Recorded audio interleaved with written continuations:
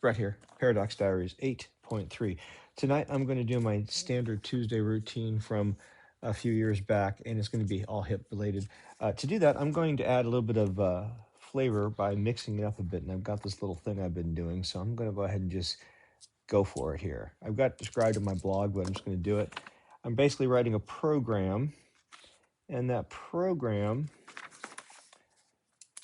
is based on a little matrix here.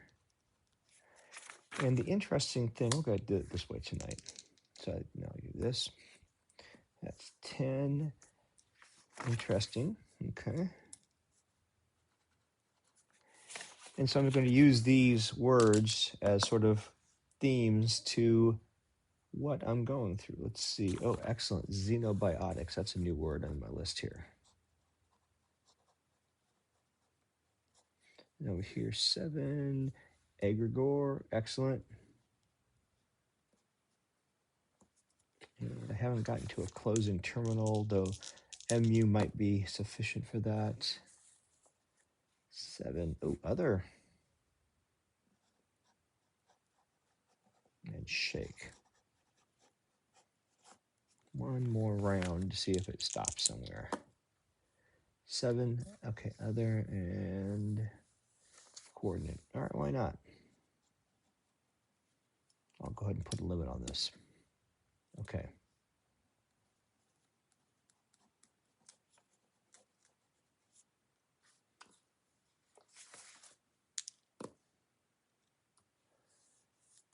Okay. We'll leave it with that. That's a good list. All right, so what I got was self, mu, Xenobiotics, egregore, other, shake, other, coordinate, mu, and shake. So I'll start with shaking. Feet parallel, knees bent. So let's talk about what I'm doing. I'm going to go ahead and calm down my nervous system and sort of wipe away the stress of the day. And then after that, my body's going to be in a better place to stretch or just go to bed. The mechanics are basically this. As I move up and down, I'm moving my muscles. The muscles are going to move at slightly different speeds, and as will the fascia, the blood, and so on. And so you make these little shakes inside, and those little vibrations are going to help build up just a little bit of tension, and then at some point they relax. So you're sort of like squeezing slowly and then relaxing, squeezing slowly, and that's kind of what this is doing. But it's doing it sort of across the body as opposed to like in a specific place. And it's a natural mechanism. So this is just basically learning how to use your body in a way that it's meant to be used. This is equivalent to, as far as I'm concerned, coherent breathing. So shaking is my current first base activity. I've been doing lots and lots of stuff for years, but at this point, I like adding shaking to everything. It's a reset, it's a clear, it brings you back to a good baseline if you do it long enough. That's the one downside. It takes me a while to do this because I'm doing it pretty gently. Pardon me. And that doesn't, and that's fine. I don't mind taking some time, but it does take a while to get used to doing it. However, the good thing is you're really going to release a lot of sort of just standing tension in your body. And so over time, it's going to help you sort of relax, actually, because you'll have a lot of sort of just tension that lasts for days. This will help to start sort of wear that off. It's not going to do it all at once, but if you do it over time, you might notice that it gets progressively a little bit better, slow. And this is not going to fix anything. This is maintenance. If you've never done it, it's going to feel like it's fixing stuff. But what it's going to really do is it's going to bring you back to a baseline and help you sort of take care of yourself. Also, if you do it long enough, you just sort of go into it and you kind of lose yourself, right? You sort of like, don't worry. And also it doesn't matter how you do it. I mean, here are some things to look for. Don't worry about the shape, worry about how it feels. So if you're noticing a particular pinching pain, move your body forward. Actually, sometimes I just do something like this. I'll lean forward a little bit and I get more into my upper upper hamstrings. So, play with it. See what works. Maybe you open your hip flexors a little bit, or if I raise my arms don't get as much action, but I get more action in my chest. So play. Just work away. Just see what works for you. But the important thing is just do it. Just shake. Now, you can also breathe. Breathing, coherent breath. If you mix it together, if you mix those two together, if you line yourself around that, maybe you work on how you have your lower legs, your feet are parallel, knees are bent, and maybe you've got your sacrum pushing down into your heels, so-called bow one. That's a pretty good start. If you just do that and you're doing nothing, you'll do great.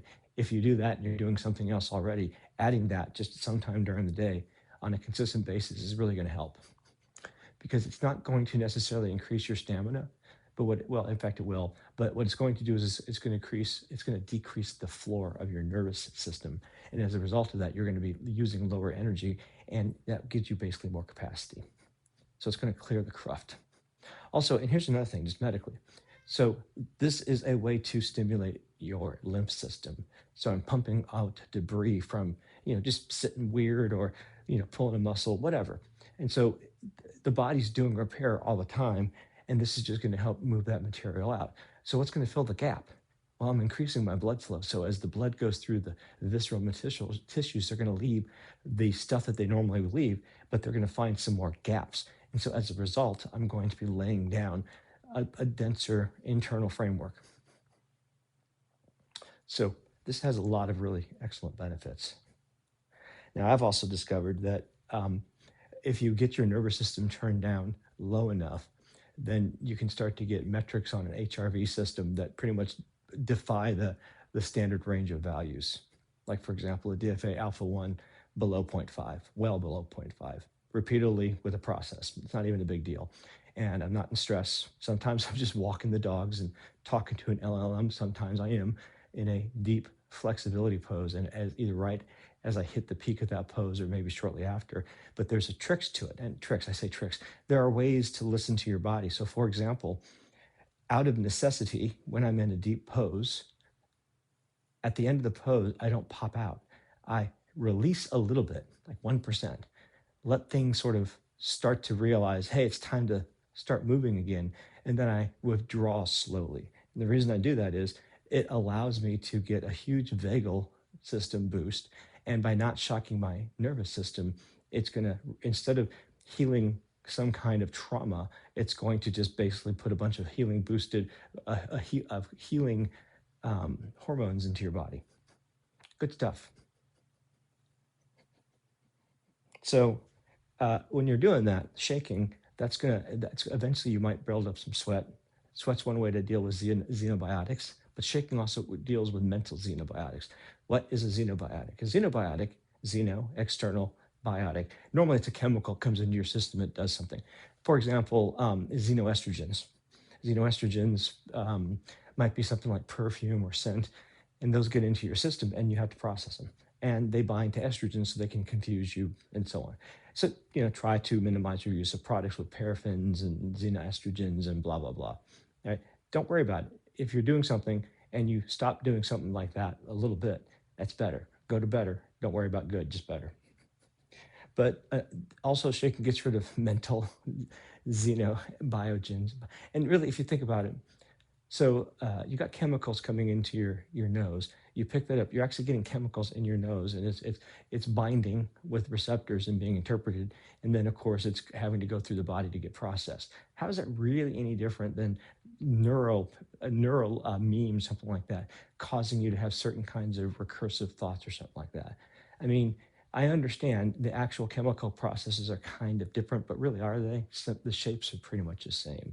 It's the same thing.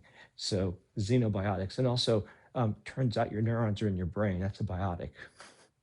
So if you get some kind of weird idea in your head from the outside, I would argue that's as much a xenobiotic as perfume. But regardless, it's something outside your system that's coming into your system. And that might be the egregore. What's the egregore? The egregore is sort of a manifestation of the stress, the state of the system. You might say it's like the zeitgeist. Maybe the shadow zeitgeist would be a better way to say it. But here's just an example. Do you watch news all day? Do you sit and look at your phone and argue on social media all day? I mean, I have. Who hasn't? But just try not doing that. If you're digging yourself a hole, just stop digging. I know it's hard to do because there's a dopamine hit. Guess what? This is going to help with that. This is going to help reset your nervous system and turn it down. And it's not going to fix anything. It's just going to make it a little bit better. But you know what? Sometimes a little bit better is just all you need. So shaking is going to help you sort of see what you're sort of hooking yourself into. And you can still do it, but if you're a little more aware of what you're doing, you can actually make it a little more enjoyable. Or you can, lie to yourself and say you're making it more enjoyable and just be in denial. Here's the thing. Does it feel better? That's great. Does what you're doing have utility? And by the way, utility could be it's idle time that you enjoy. It doesn't. It does it. Is it really for your purposes? Is it valuable? That's really what it gets down to. And are you not hurting other people? So there's the basics right there. Are you not hurting other people? Not hurting yourself? That's neutral. And then if you can do a little better than that, wonderful. But shaking is really going to help you sort of disconnect from the stresses of the day. Not that it's not going to solve any problems, but it will allow you to have a little more mental space to sort of look at them and deal with them. So it's not going to take your problems away, but it might make it a little bit easier for you to sort of consider and your options for your problems. So that's actually, honestly, that's a real value as opposed to some proposed, let's have an amazing magical power from doing some kind of exercise. My magical power is I'm calmer, a little bit calmer, not a lot bit calmer. And doesn't mean I can't still be the same person I've always am. It's just I have now a little more options. So shaking is my base. It's interesting because as you do that, as you start to calm your nervous system down, at least my experience is you start to get a better sense of what's important to you and what's not important to you and what's other, like what's something that is trying to get your attention. Here's a good example. I got a generic message on LinkedIn, and it was something along the lines of, "Dear Brett, have you noticed how things are getting," I think the word was lumpy these days, blah, blah, blah, blah, blah, blah, blah. And I was like, I actually replied, "Is this AI slop?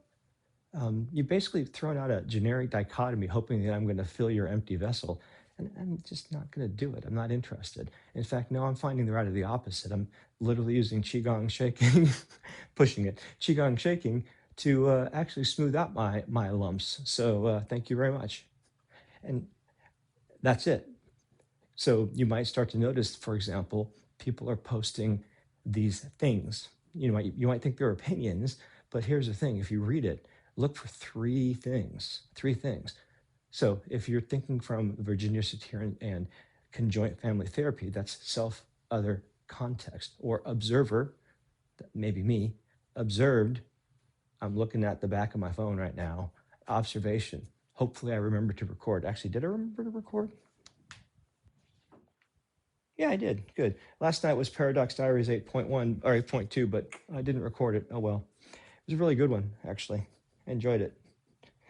I liked the program last night. Actually, the program from last night had some similarities.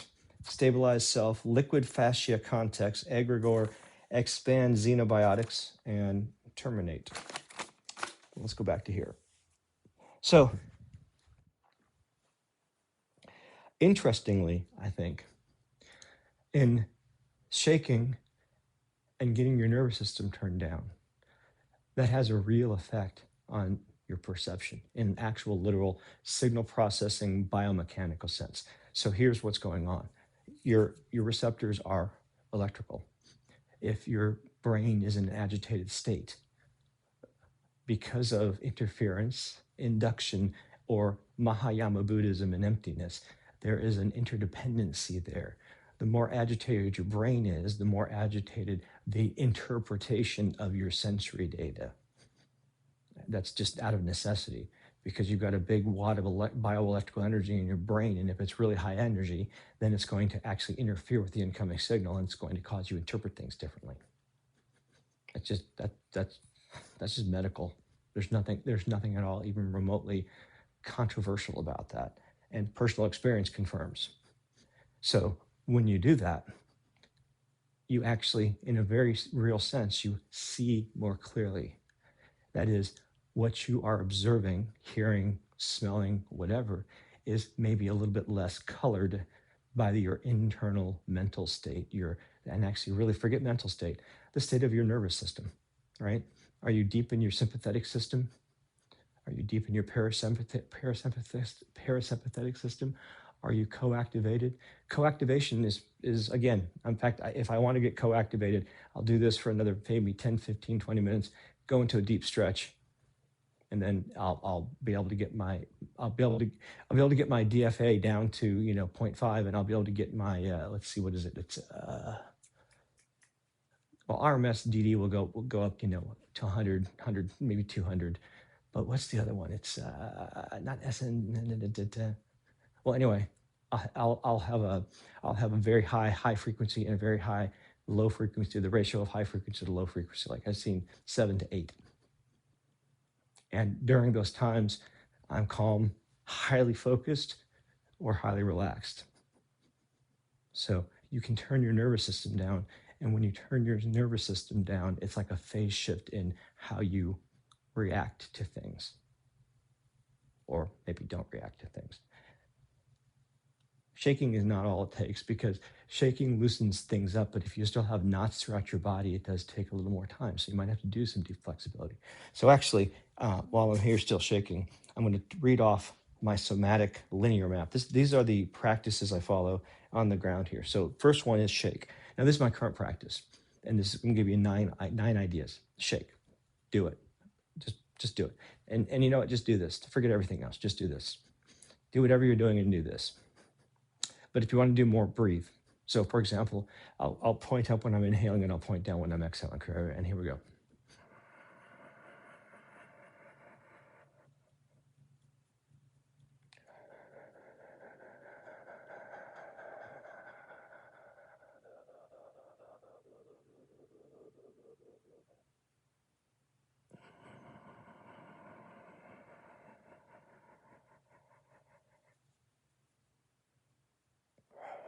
So that's the idea. So inhale slowly, exhale slowly. And what you're doing is you're actually sending a signal that will eventually, hopefully, help train your vagus nerve to, under a slight stress, be present. And slowly over time, you can actually get some pretty amazing physiological results from shaking and breathing and doing them together. So that's the first stack. The next stack is stabilize. It stabilizes things like neck isometrics, planks, strength training, resistance, that kind of thing. You need to build, you want to stabilize your spinal column in general, and also your body. And the reason you want to do that is by building up those muscles and also coordinating. So we'll come to coordinate, that's in a little bit. You actually can start to get better flow of your muscles and coordination of your muscles. And believe it or not, what you're doing is you're literally aligning tissues, dielectric materials, and you're allowing for better flow of electricity. When you do that, when you start to connect your body better, you're literally allowing your entire body to partake in large, say, epiphanies or large stressful situations. And so all of a sudden, you go from having this left side of your head being the primarily cooling event for your brain when it's doing a lot of thinking, to flushing into the body. And I'm not talking metaphysical, I'm talking biomechanical, plumbing. There's nothing special about what I'm saying at all. But the thing is, you do have knots. And for example, when you sit all day, your cartilage is a non-Euclidean material. It will actually sort of warm up and then mold. And what that does is it gives you a micro assist in maintaining a particular posture that you're in for a while, because it's just an energy conservation mode. This is going to reset that. And a way to think about that is it's trixothopic grimming. So it's trixothopic, I think that's the right word, material. And this activity, basically I'm adding energy, and eventually it just goes and releases. And as that happens, I'll start to feel heat on the front of my body, chest and forearms. I'm not there yet, but I'm warming up. I can tell that I'm getting warmed up, but I'm not noticing the muscle flow across my elbow yet. So that's one thing I'm looking for. And to me, it's getting more obvious the more I wait and look for it.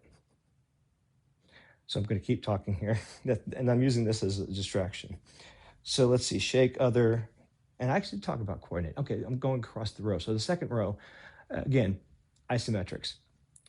And that is going to help with the overall flow of energy in your body. And when I say energy, I really do mean your cartilage is a dielectric material. Your fascia has a lot of electronic capabilities. By doing this, you're going to use a little bit of ATP, and then afterwards, you're going to get everything kind of relaxed. And so it's going to be in a lower state of energy, lower noise, lower cruft that needs to be taken out by the lymphatic system. And so your signal processing in your body is going to be improved. And I'm not, again, medically, I'm not talking metaphysically, though it turns out metaphysically, everything I'm saying is also true.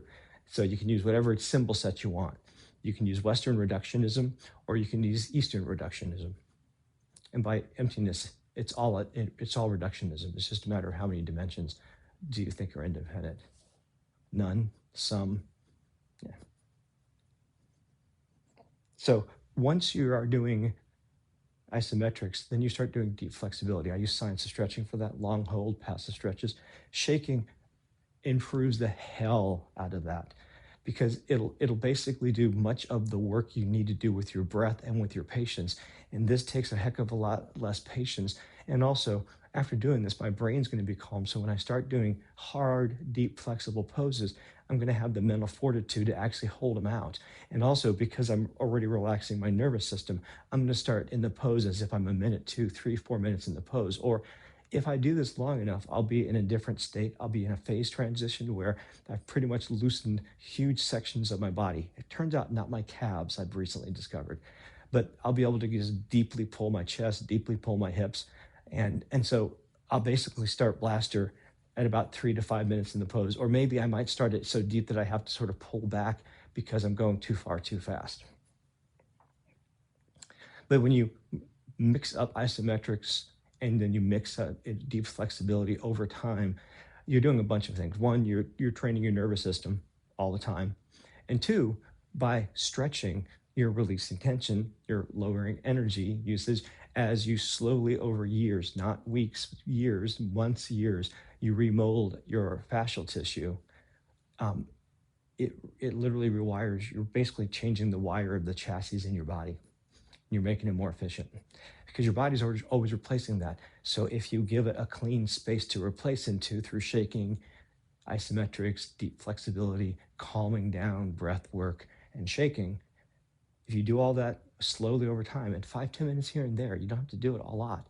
But what I find is the more I do it, the more I want to do it. So it's kind of self-supporting. But the more you do that, the more you're going to lower your noise floor. And by lowering your noise floor, you're making a lot more capacity for yourself to deal with daily stress. So MU, what is MU? So MU is it's a number of things, but the traditional thing is, or as I take it, is either you're unasking the question, rejecting the question, rejecting the context of the question. For me, sometimes it's just,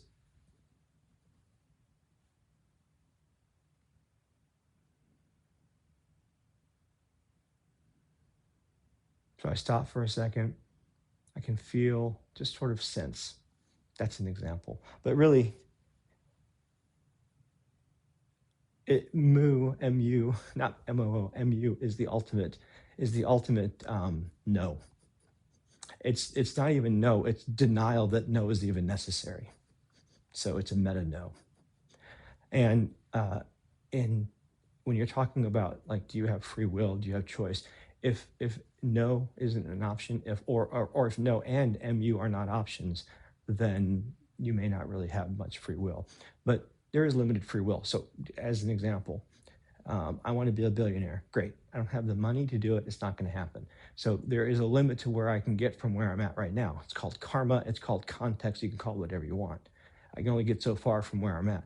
But the more I calm down my nervous system, the more I'll be able to scan the terrain and maybe see opportunities that I didn't see before. And even if I don't see opportunities, if I have absolutely no new opportunities and I have the exact same stresses, Well, I'll be able to look at those stresses with just a little less stress. And you know what? You're winning anyway. Oh, and also this is good for your cardiovascular system.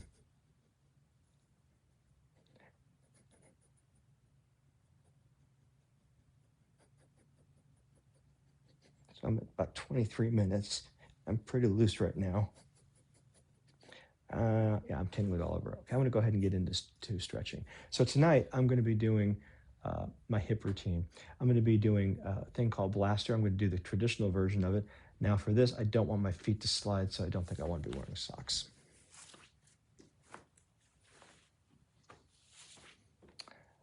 I'm going to start in the tabletop on the floor. And then starting with the right side, just because I tend to start with the right side, I'm going to flip my leg around. I'm going to rotate that foot out. I can let the foot fall out if I want to.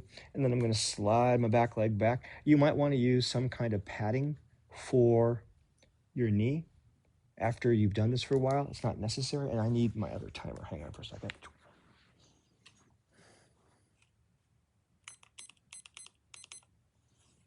All right. So back to the tabletop, swing the leg around. And I can already tell that my hips are pretty loose, but my hip flexors not as much. So this will be interesting. Here we go.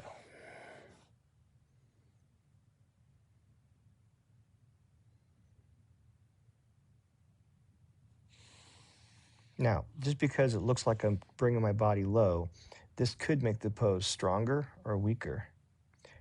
Right now, since I'm just starting the pose, it's a pretty good hold.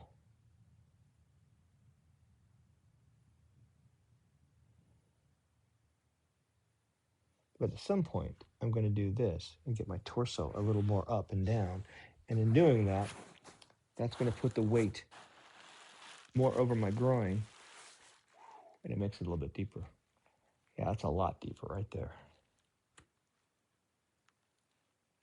Now, if you look at what I'm doing, if I were to take my foot and rotate it back 45 degrees and extend my leg, I'm basically doing front splits. So this is very similar to front splits.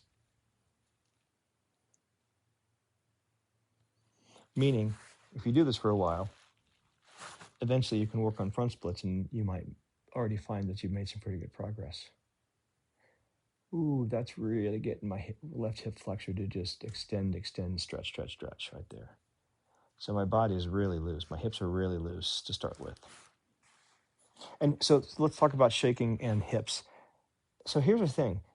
Your hips are really complicated and there's many layers, and you normally can't get to the inner layers without doing a lot of extra stretching. And I can tell you that shaking gets through that boundary. Shaking crosses all the layers. It goes all the way into the cells, even deeper. It helps the brain, but it also goes out. Oh my gosh. So right now, my hips are like very loose. Like I think I've managed to pretty much relax most of the internal stress of just sitting and such.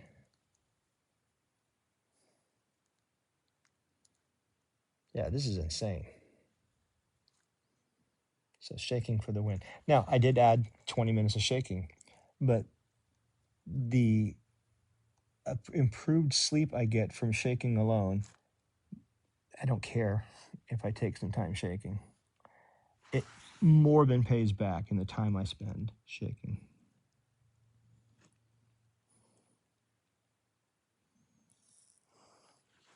Hey, can I get my, ooh, am I to a point where I can almost get my leg on my shoulder? That is an useless milestone, but interesting or fun anyway.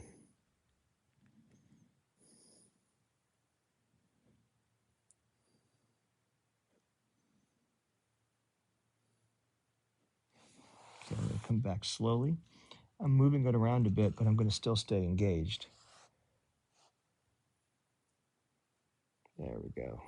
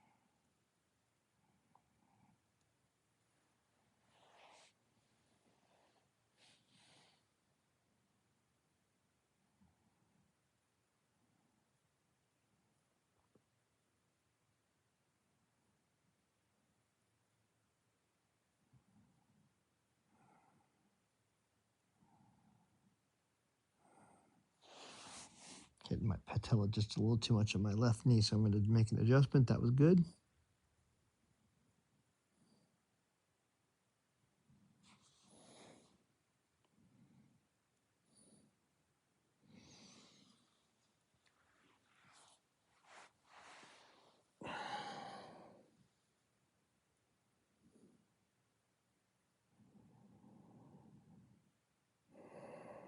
That's too much on my right hamstring, but there we go. That's fine. Came back a little bit, so it started talking to me, and so I listened. Now I'm going to stay right here for a second because I've already come out a little bit. Let things calm down, come up a little bit, and I'm slowly right there coming out. I don't want any kind of surprises, so that I don't basically kill the buzz. I don't want to harsh the buzz by shocking my system and causing a cascade. So I'm going to get my leg back, and then I'm just going to sit back and neutralize. And that's pretty good right there. So my hip is very, very loose there. I normally can get that far into the pose. I got further than I normally do, and I normally, I got into the pose really quickly. I'll just say that. I'm a little bit out of it because between the breath work and this thing stimulating my vagus nerve as well, I'm pretty frazzled. All right, here we go. Next, wait, stop. I don't want to start that. So again, tabletop, left foot this time. Gonna bring it up. I'm a little bit tender there from just doing what I did to that hip flexor. So rotate the foot, slide the right leg back, and ooh, here we go. A little bit tender on this side.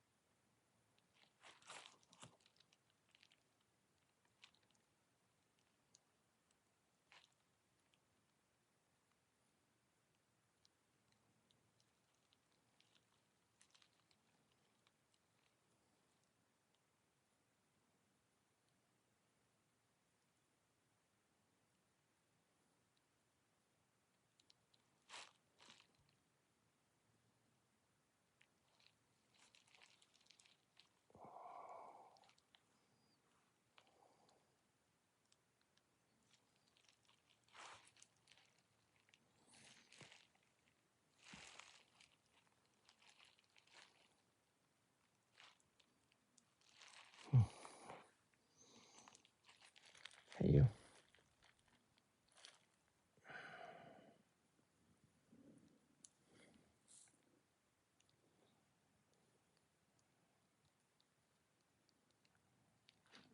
Careful, buddy. Stop, stop.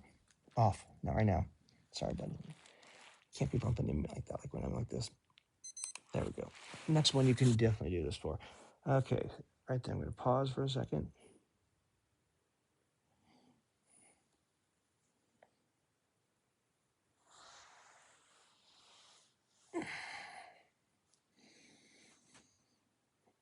Ooh, both hip flexors, definitely. I wonder. Let me check something out here.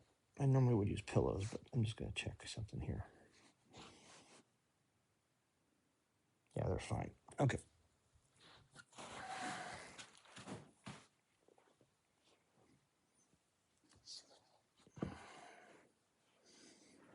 Let's see. I'm going to do something really quick. No, I don't want that one. I want this. Well, that'll work. Stabilize it is. Okay. That's what I was in fact doing. For the last one, this is a better one to do when you're going to bed, but I'm going to go ahead and demonstrate it since I'm doing the full set. So I've got my feet together. I've got my bum raised up, and that's optional, but it's for gravity. 1, 2, 3, 4, about 4 fists. Just let your legs flail out and then fall forward.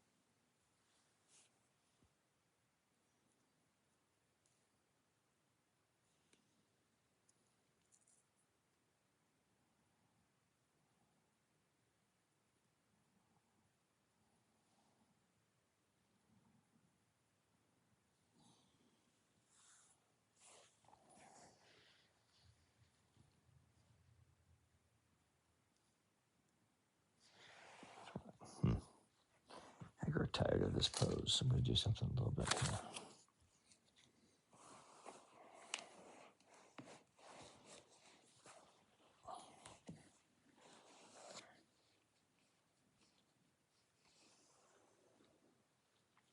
That heel.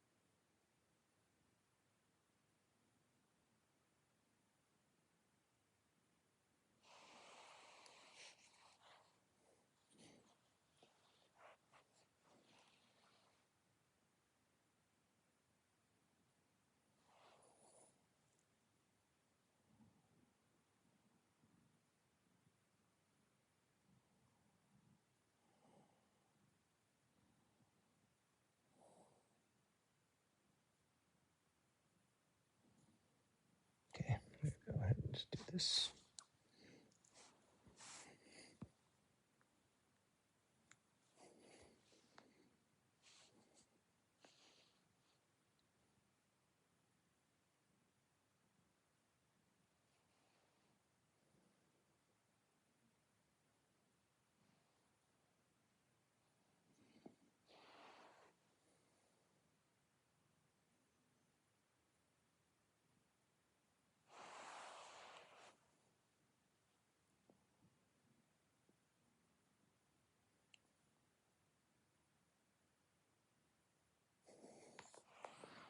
All right, I think that is enough of that.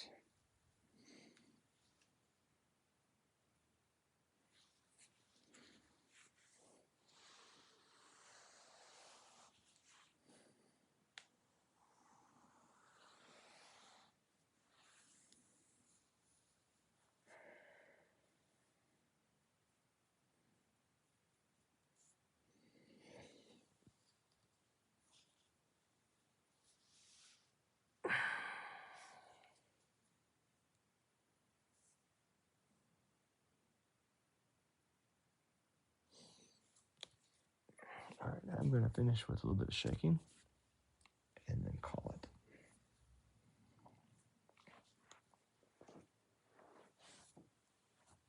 Now, I'm going to do more gentle shaking after. All right. So my back's just a little bit tender. Not too bad though, but just gentle shaking.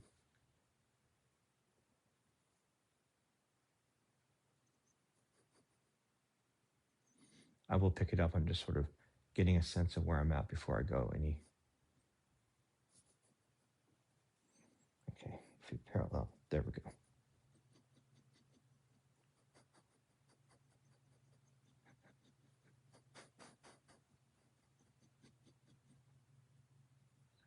Man, I'm feeling pretty loose throughout my entire body right now. Probably not my calves, but I'm not using them right now, so I can't tell.